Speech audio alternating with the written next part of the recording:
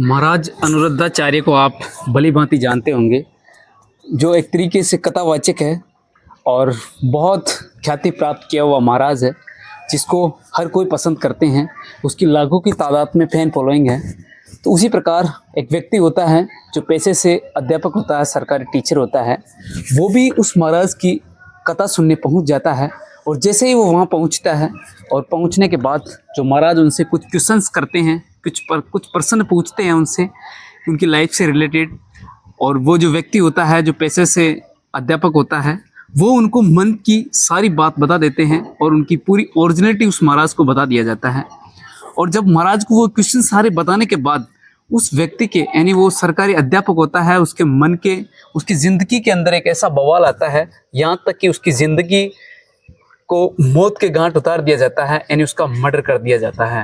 बिल्कुल जी हाँ, आपने बिल्कुल सही सुना है, उसको मार दिया जाता है। अब कौन मारते हैं उसको और कैसे वो महाराज, उसको क्वेश्चन पूछा जाता है और पूछने के बाद ही उसकी मौत हो जाती है। आप भी वीडियो के अंत तक अगर बने रहोगे, आप भी वीडियो को पूरा देखोगे, बिल्कुल भी स्किप मत कीजिए। वीडियो बहुत ही रोमांटिक और दिल को छू जाने वाली कहानी और वीडियोस बनेगा दोस्तों, क्योंकि ऐसी घटना किसी के साथ हो सकती है।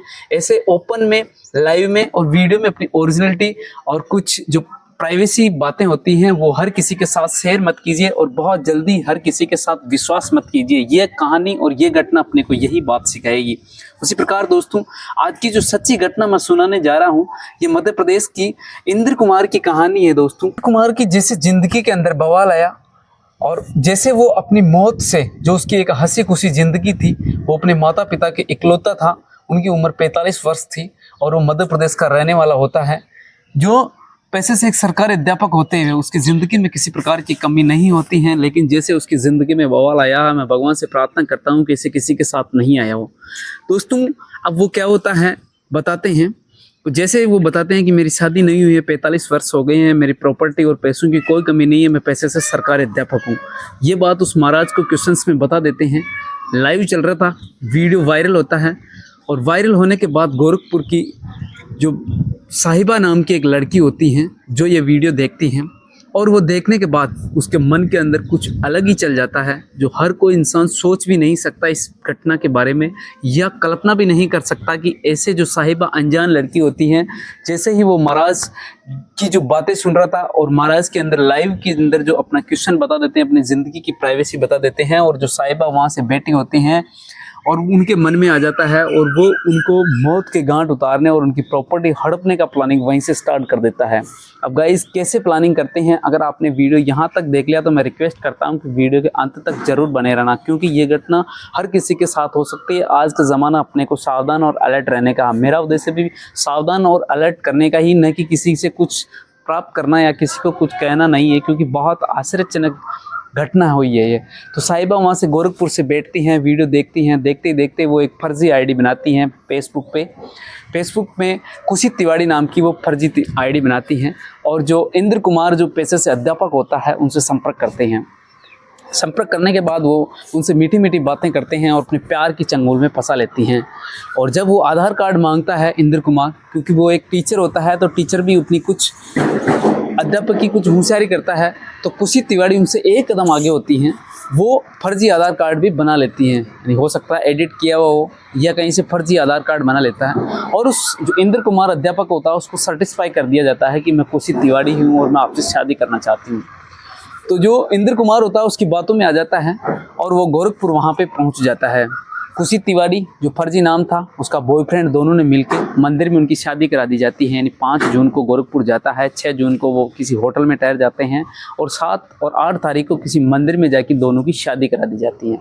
शादी इतनी तरीके से किया जाता है कि इंद्र कुमार पूरा सेटिस्फाई हो जाता है, यानी संतुष्ट हो जाता है कि मेरी खुशी तिवारी से शादी हो गई है। अब होने के बाद वो अपने रिश्तेदार और सभी को इन्फॉर्मेशन करते हैं, सूचना देते हैं कि मेरे को बहुत अच्छी लड़की के साथ शादी हो गई है। महाराज की मैं कथा सुनने गया था, महाराज और भगवान मेरे ऊपर मेहरबान हो गए, यानी मेरी घर बसने वाला है। सभी लोग भी खुश होते हैं कि इस उम्र में भी आपका घर बसा, लेकिन अच्छी बात है। अब ये बात होने के बाद उधर जो खुशी तिवारी थी, वो जो लड़की थी, उसकी प्लानिंग और ही चल रही थी। तो जो इंद्र कुमार होता है, शादी होने के बाद वो सोचता है कि अपने गांव चलें, और वो पार्टी का इंतजाम अपने दोस्तों को करने के लिए बोल देता है और गांव जाने की तैयारी करता है। इधर खुशी तिवारी और उसका बॉयफ्रेंड होता है, वो कुछ और सोच रहे थे और वो बताते हैं कि हमारे गांव में एक बहुत पॉपुलेशन जगह है जो सुनसान है, बहुत अच्छी देखने लायक है, वहाँ पे चलते हैं। और बारिश का समय चल रहा था, 5 जून की बात होती है, सॉरी 5 जुलाई की बात होती है। तो वो जैसे ही माहौल चल रहा था, चलते ही वो उनको बताते हैं कि आप भी वहाँ चलिए। तो वो वहाँ पे जाते हैं तीनों, इन उसका बॉयफ्रेंड खुशी तिवारी और इंद्र कुमार, तीनों जाते हैं। और जाने के बाद वो वहाँ से चाकू से दोनों मिलके उसकी हत्या कर दी जाती है। जी हाँ, आपने सही सुना। अब हत्या करने के बाद वो उनके पेमेंट सारा और गहना जेवरात सब लेके वहाँ से फरार हो जाते हैं।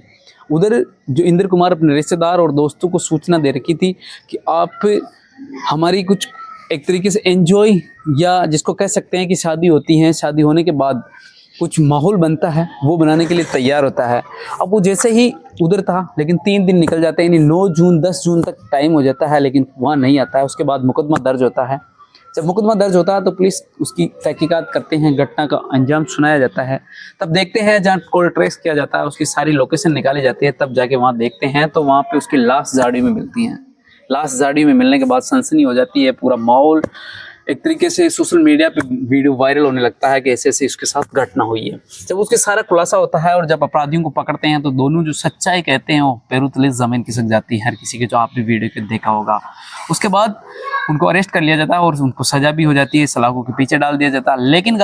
लेकिन दोस्तों, ये वीडियो सच ना, ये घटना सुनने का हमारा उद्देश्य ये है कि किसी को प्रताड़ित करना और किसी को दुखी करना तो नहीं है, लेकिन इस घटना से अपने को ये सीख मिलती है कि अपनी जो प्राइवेसी बातें हैं, अपनी सीक्रेट बातें हैं, हर किसी के सामने शेयर नहीं करें। और अपनी जो कह सकते हैं कि बहुत जल्दी किसी पे इतना विश्वास भी नहीं करना चाहिए। ये कुछ अपनी ज़िंदगी जीने की ये घटना अपने को सिखाती है। कैसा लगा वीडियो कमेंट सेक्शन में जरूर बताना। मिलते हैं और किसी और घटना के साथ, जब तक सावधान, अलर्ट और सतर्क रहिए। और अगर आप चैनल पर नए हो तो चैनल को सब्सक्राइब कर लीजिए। मिलते हैं आपको किसी और वीडियो में, जब तक जय हिंद, जय भारत।